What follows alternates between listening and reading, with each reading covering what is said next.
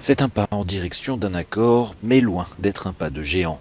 À Vienne ce dimanche se tenait une réunion sur le nucléaire iranien, avec toujours le même casse-tête, comment faire revenir Washington et Téhéran dans l'accord de 2015, lever des sanctions contre fin du programme nucléaire militaire iranien. Le représentant de l'Union européenne se veut tout de même optimiste.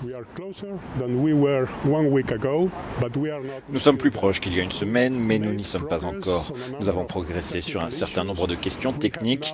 Nous avons maintenant plus de clarté sur les documents techniques, dont certains sont assez complexes, et cette clarté nous permet également d'avoir une idée plus précise des problèmes politiques.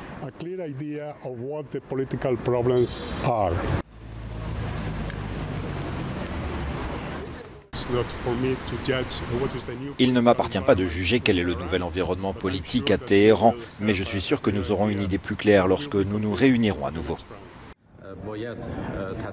Un prochain round de négociations dont la date n'a pas encore été fixée. Les différentes délégations doivent rentrer dans leurs capitales respectives avant d'à nouveau se réunir. 3 mois après la première rencontre, le dialogue semble encore très compliqué.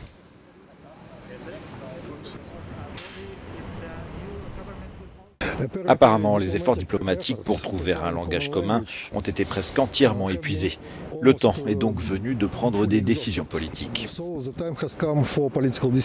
Côté israélien, avec l'arrivée à la présidence de la République islamique du conservateur Ebrahim Raïssi, on souligne le double discours supposé de Téhéran. L'élection de Raïssi est, je dirais, la dernière chance pour les puissances mondiales de se réveiller avant de revenir sur l'accord nucléaire et de comprendre avec qui elles font des affaires. Ces types sont des meurtriers de masse. Ebrahim Raïssi a été élu samedi président de l'Iran avec plus de 60% des voix.